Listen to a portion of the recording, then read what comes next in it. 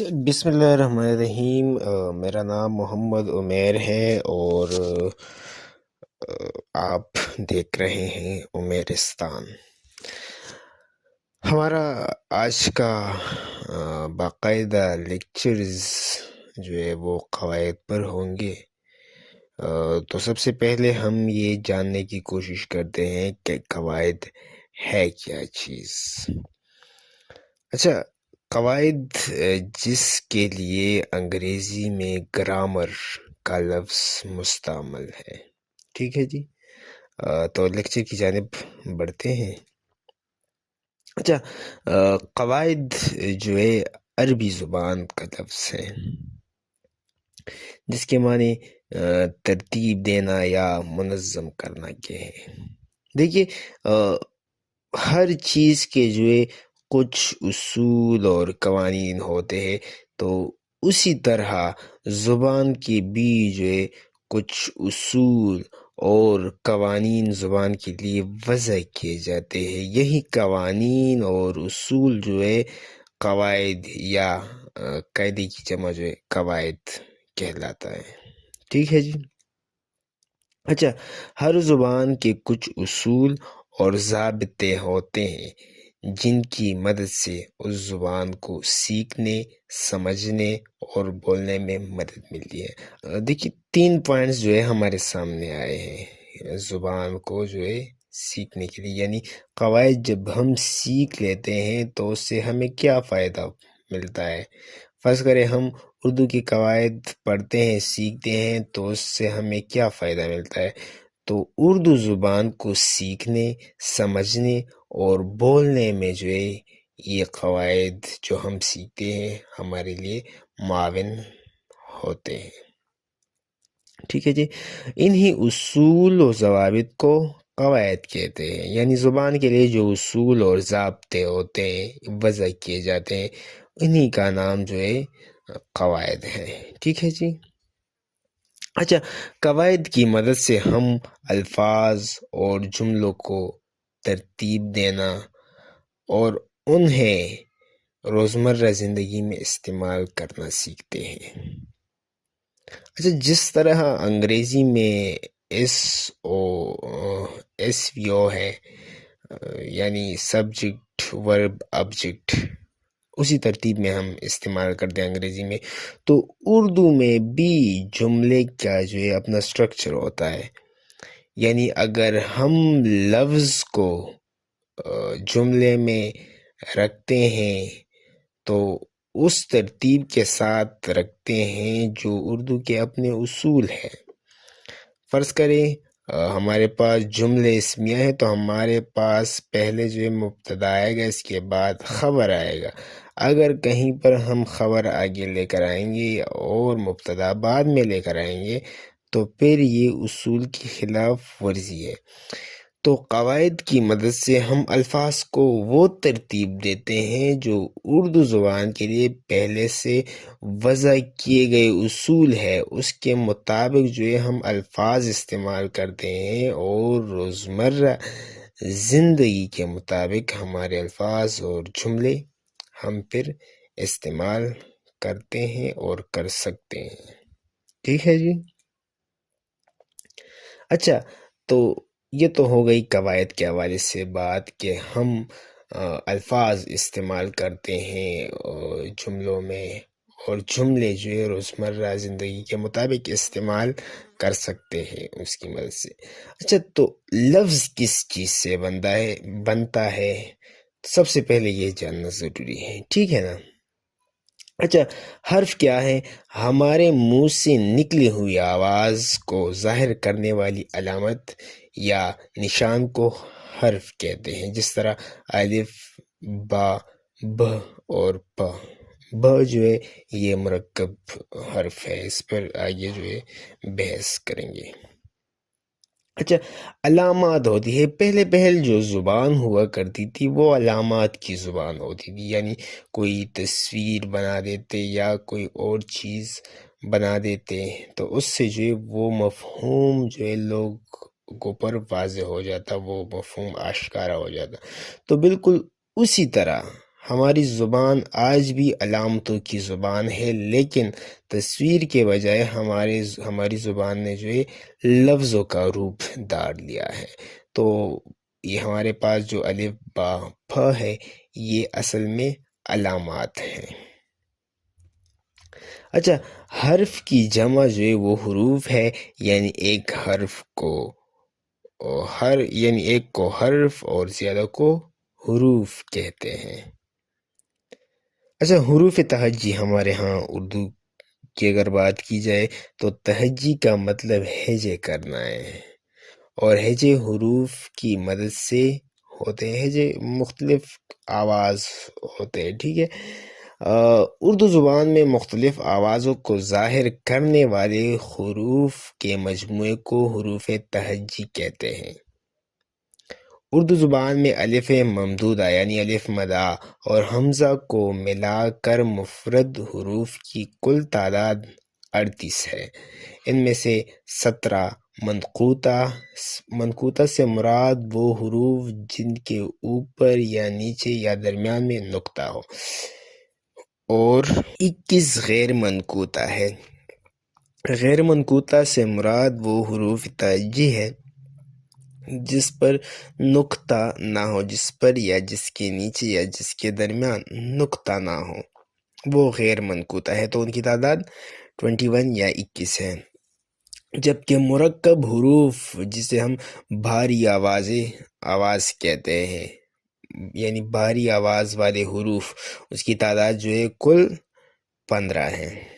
مفرد حروف ہمارے پاس جو ہے یہ ہے الف مد آ با پھا۔ اچھا، الف مد آ بعض لوگ کہتے ہیں کہ یہ مرکب حروف میں آتے ہیں، تو مرکب حروف کی طرف فی الحال نہیں جاتے، چونکہ وہ بھاری آوازوں سے بھی ظاہر کیا جاتا ہے۔ الف مد آ چونکہ 2 الف سے مل کر بنتا ہے، لہٰذا فی الحال یہ بحث یہاں تک رہنے دیجیے کہ الف مد آ مفرد حروف میں آتا ہے۔ با، پ، تھ، ٹھ وغیرہ یہ سارے جو ہے مفرد حروف ہے، اور اس کی تعداد جو ہے وہ 38 ہے۔ اچھا، اس کے علاوہ مرکب آوازیں یا بھاری آوازیں جو ہے ہمارے پاس 15 ہے۔ چونکہ اردو زبان پر ہندی کے اثرات بھی ہے، سنسکرت، ہندی اور ہندوستان میں پلی بڑھی ہیں، تو یہ 15 حروف جو ہے یعنی بھاری آواز یا مرکب حروف، یہ ہمارے پاس جو ہے ہندی زبان سے آئے ہیں۔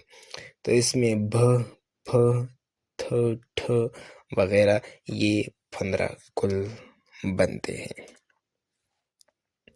اچھا، منقوطہ حروف کی جو ہم نے بات کی کہ اس پر یا اس کے درمیان یا اس کے نیچے نقطے ہوتے ہیں، تو منقوطہ حروف یہ ہے بھ، پھ، تھ۔ اچھا، بھ کے یا بھا کے نیچے نقطہ ہے، پھا کے نیچے بھی ہے، تھا کے اوپر ہے۔ اچھا، جیم اور چھ اس کے درمیان نقطے ہیں، ٹھیک ہے، اور نون کے درمیان بھی نقطہ ہے۔ تو اس کا مطلب یہ ہے کہ وہ حروف جن کے اوپر، نیچے یا درمیان میں نقطہ ہو تو وہ حروف منقوطہ کہلاتا ہے۔ تو آپ لوگ اسکرین پر دیکھ سکتے ہیں، یہ ہمارے پاس ہے حروف منقوطہ یا منقوطہ حروف۔ اچھا، غیر منقوطہ، جس طرح ہم نے بات کی کہ وہ حروف جن پر یا جن کے نیچے یا درمیان میں نقطہ نہ ہو تو وہ غیر منقوطہ حروف ہے۔ تو غیر منقوطہ حروف الف مد آ، ٹھا، دال، ڈھال، را، ڑا، سین، صاد وغیرہ یہ ہمارے پاس غیر منقوطہ حروف ہے۔ یہاں تک بات ہو گئی حروف کی۔ تو ہم نے بات کی تھی کہ لفظ جو ہے حروف سے مل کر بنتا ہے، مختلف حروف جب آپس میں ملتے ہیں تو اس سے لفظ بنتا ہے۔ تو حرف پر تو ہم نے بات کی کہ ہمارے پاس اردو میں تقریباً 38 مفرد حروف ہے، اس کے علاوہ 15 مرکب حروف ہے، تو یہ تقریباً 53 یا 53 حروف جو بنتے ہیں۔ اچھا، تو ان حروف یعنی یہ حروف جب آپس میں ملتے ہیں مختلف حالتوں میں تو ان سے لفظ بنتا ہے۔ تو لفظ کیا چیز ہے؟ حروف کو اگر آپس میں بامعنی طریقے سے ملایا جائے تو لفظ بنتا ہے۔ کیا چیز بنتی ہے؟ لفظ بنتا ہے۔ مثلا الف، با اور غین سے لفظ بنتا ہے باغ۔ اب یہ حروف تہجی ہے، الف با غین، اس کا کوئی مطلب نہیں ہے، صرف آوازیں ہیں، یعنی ہیجے ہے۔ اگر اس کو ہم بامعنی طریقے سے ملائے، الف خود کچھ بھی نہیں ہے، با خود کچھ بھی نہیں ہے، غین خود بھی نہیں ہے، لیکن ہم نے اسے بامعنی طریقے سے ملائے ہے آپس میں، تو اس سے باغ لفظ بنا۔ اب جب باغ ہم سنتے ہیں تو ہمارے ذہن میں ایک تصویر آتی ہے باغ کی۔ تو جس طرح میں نے پہلے بھی مثال دی کہ پہل جو زبان ہوا کرتی تھی تو وہ علامتوں کی زبان ہوا کرتی تھی، یعنی کوئی تصویر بنا لیا جاتا تھا۔ آج کل بھی لوگ اگر یہ پرانی تہذیبیں دیکھ لے تو اس میں یہ دیوار وغیرہ پر آرٹ وغیرہ بنائے ہوتے ہیں، تو وہ ظاہر سی مثال ہے۔ تو بالکل وہی چیز ہماری زبان بھی ہے، لیکن وہاں جو کنسیپٹ تھا وہ تصویر کا کنسیپٹ تھا۔ یہاں پر یہ جو کنسیپٹ ہے تو یہ لفظ کا کنسیپٹ ہے۔ تو لفظ جب ہم سنتے ہیں تو ہمارے ذہن میں وہی چیز آتی ہے جس چیز کے لیے یہ لفظ وضع کیا گیا ہے، ٹھیک ہے۔ تو الفاظ ہم نے بامعنی طریقے سے آپس میں ملائے تو اس سے لفظ بنا باغ۔ اچھا، لفظ سے پھر الفاظ، ٹھیک ہے، ایک یا ایک سے زیادہ ہو تو انہیں الفاظ کہتے ہیں۔ یہ الفاظ 2 حرفی، 3 حرفی جسے 6 حرفی کہتے ہیں، 4 حرفی، 5 حرفی یا ان سے بھی زیادہ حروف پر بھی مشتمل ہو سکتے ہیں، جیسے عام، رات، اسکول یا اسکول بھی لکھتے اور پڑھتے ہیں، جماعت اور ریگستان وغیرہ، ٹھیک ہے جی۔ اب اسکول کن حروف سے بنائے؟ سین، کاف اور لام۔ خود یہ حروف کسی کام کے نہیں ہے، لیکن جب آپس میں ملے بامعنی طریقے سے تو اس سے لفظ بنا اسکول، ٹھیک ہے جی۔ اچھا، ان الفاظ سے پھر کیا چیز بنتی ہے؟ ان سے پھر جملہ بنتا ہے، یعنی حروف سے لفظ بنتا ہے، لفظ سے الفاظ بنتے ہیں، اور الفاظ جب آپس میں ملتے ہیں تو ان سے جملہ بنتا ہے یا جملے بنتے ہیں، ٹھیک ہے۔ اچھا، الفاظ کا ایسا مجموعہ جسے پڑھ یا سن کر پوری بات سمجھ میں آ جائے جملہ کہلاتا ہے۔ کیا کہلاتا ہے؟ جملہ کہلاتا ہے۔ مثلا علی کتاب پڑھ رہا ہے، تو اب یہ جو الفاظ میں نے آپس میں ملائے ہیں یہ ایک جملہ ہے اور اس سے پوری بات سمجھ میں آتی ہے، ٹھیک ہے جی۔ اچھا، جیسے بچے بارش میں کھیل رہے ہیں، تصویر میں آپ لوگ دیکھ سکتے ہیں، بچے بارش میں کھیل رہے ہیں، یہ کیا چیز ہے؟ یہ اب جملہ ہے، آپ لوگ دیکھ سکتے ہیں، بچے بارش میں کھیل رہے ہیں۔ اچھا، با، چا اور یا، یہ 3 حروف جو ہے خود کچھ بھی نہیں ہے، لیکن جب آپس میں ملے تو اس سے بچے یعنی بچہ یہ ایک لفظ بنا۔ با، الف، را، شین، یہ 4 حروف کچھ بھی نہیں ہے خود، لیکن بامعنی طریقے سے جب آپس میں ملے تو اس سے لفظ بنا بارش۔ اچھا، بچے بارش میں کھیل رہے ہیں، 2، 4، 6، تو یہ تقریباً 6 الفاظ ہے، جب آپس میں ملے ایک ترتیب کے ساتھ تو اس سے کیا چیز بنا؟ اس سے جملہ بنا۔ آگے کی جانب بڑھتے ہیں۔ اچھا، اب کسان ہے، دیکھیے، کسان کھیت میں کام کر رہا ہے، تب مختلف الفاظ ہے جب آپس میں ملے تو اس سے کیا چیز بنا؟ جملہ۔ یہ سلائڈ جو ہے اس میں جو کچھ ہم نے اس سے پہلے پڑھا ہے تو اس کے لیے یوں سمجھے کہ ایک کوئز ہے اس کا، تاکہ آپ لوگوں کو اندازہ ہو جائے کہ آپ لوگوں نے اس لیکچر میں کیا کچھ سیکھا ہے، ٹھیک ہے؟ تو جو آپ لوگوں کو جو آپشن ٹھیک لگے وہ آپ فی الحال اپنے ذہن میں جو ہے ایک سائٹ پہ رکھیے، اگلے سلائڈ میں جو ہے اس کے درست آپشن جو ہے بتائے جا رہے ہیں، ٹھیک ہے؟ اچھا، پہلا جو ہے وہ مفرد حروف کی تعداد، کل تعداد ہے 30، 38، 40، 45۔ جو صحیح آپشن آپ لوگوں کو لگ رہا ہے وہ اپنے ذہن میں محفوظ کر کے رکھیے، ٹھیک ہے جی۔ اچھا، با، مرکب حروف کی تعداد ہے 10، 12، 15 یا 18۔ تیسرا ہے منقوطہ حروف کی تعداد، کل تعداد ہے 17، 21، 38، 45۔ اچھا، غیر منقوطہ حروف کی تعداد، کل تعداد ہے 17، 21، 25 یا 28۔